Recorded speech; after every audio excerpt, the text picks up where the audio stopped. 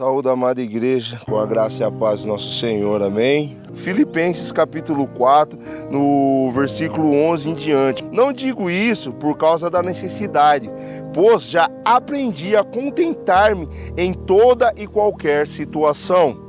Sei passar necessidade e também ter abundância. Em toda maneira e em todas as coisas aprendi tanto a ter fartura como a ter fome, tanto a ter abundância como a padecer necessidade. Aí vem o versículo mais conhecido: posso todas as coisas naquele que me fortalece. Glórias a Deus. A impressão que dá, amada igreja, é que de tão exaustivamente que nos é apresentado aí fora, o versículo 13 é que só vamos bem, é que as coisas só vai bem. A Bíblia não diz que o justo não terá fome. A Bíblia diz que eu nunca vi o justo desamparado. Glória a Deus. E nem a sua descendência a mendigar o pão.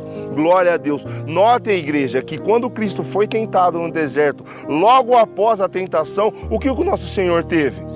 Fome. E na fome foi o ponto que o inimigo das nossas almas quis pegar para tentar o nosso Senhor. O que ele disse: nem só de pão viverá o homem, mas de toda a palavra que sai da boca de Deus. Glórias a Deus. Por que eu estou trazendo isso? Irmãos, eu não sei o que está acontecendo, qual é a situação que a amada igreja está vivendo, ou que algum membro em particular está vivendo, mas saiba de uma coisa: todas as coisas contribuem para o bem. Não é só a abundância, não. Viver com Cristo, agora aceitei a Jesus Cristo, agora eu tenho o Espírito Santo, agora eu fui batizado, pronto. Agora são só flores. Errado, errado, errado e errado. Vamos padecer necessidade, podemos até passar por fome. Para quê? Para que aprendamos, amada igreja, a viver e a nos contentarmos com aquilo que Deus tem e dependermos única e exclusivamente de Deus. Glórias a Deus. Eu digo isso porque logo há pouco tempo eu passei por uma situação que eu tinha determinado a mim mesmo não passar. Eu ia fazer a obra e não ia precisar de nada nem de ninguém, mas aprove Deus que eu precisei pedir ajuda. E eu não pedi ajuda gostando, não. Confesso para os irmãos que eu fui pedir ajuda e não estava gostando dessa situação.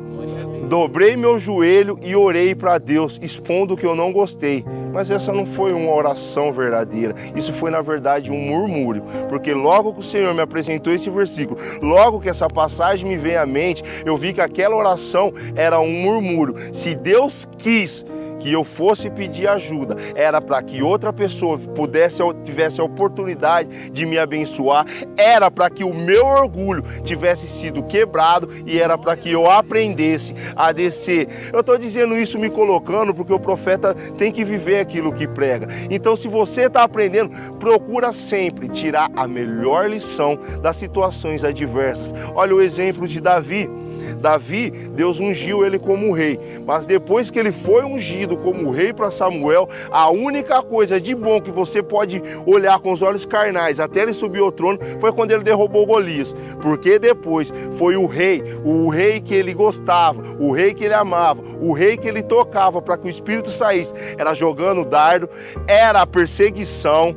O amigo dele que ele mais amava, que era Jonas, preferiu ficar com o pai do que ficar com ele. Ele teve que fugir para a caverna de Adulão, e lá na caverna de Adulão ele teve que conviver com, na sua época, a escória da sociedade, aquilo que ninguém queria. Depois disso ele teve que fugir da sua terra e habitar e servir a um rei estranho, habitar em terra estranha. E depois, quando a gente olha lá no final tudo isso, como Deus foi maravilhoso, porque ao fugir para a caverna de Adulão e conviver com os perdidos da sociedade, aquilo que a sociedade rechaçava, que tratava como história, ali ele encontrou e Deus usou ele para formar os valentes, os generais, os capitães de Davi, homens que quando a cidade estava cercada e Davi desejou beber da água da fonte de Belém, 3 deles foram e atravessaram o inimigo. Todo o exército inimigo pegou da água e trouxe de volta. Homens que antes era a escola da sociedade, mas para defender um campo de lentilha, quando todo o povo correu, segurou na espada e combateu, a ponto da espada ficar pregada na mão. Olha só como é maravilhoso.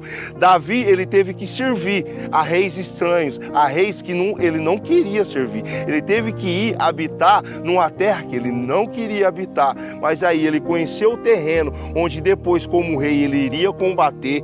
Ele ganhou nome entre esses reis, e só de falar que vinha Davi com seus valentes, ele já tremiam a ponto de falar, não leva Davi conosco não, porque pode ser que só 400, e eles eram milhares e milhares, mas estava com medo de Davi e seus 400, porque conhecia a história, conhecia como Deus tratou. Então, igreja, não sabemos se essa necessidade de hoje é uma oportunidade de Deus moldar o nosso caráter e nos fazer subir, ganhar nível espiritual. Então, muito cuidado.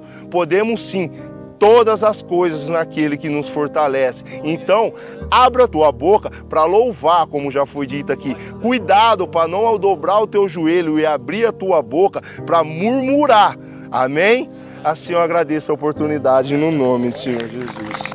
Então, ainda que não esteja ocorrendo da maneira que nós queiramos que estivesse acontecendo, né? A oração é que não seja feita a minha vontade, mas a sua.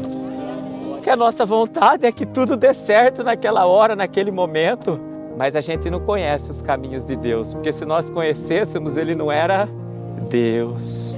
Apenas glorifique, irmãos.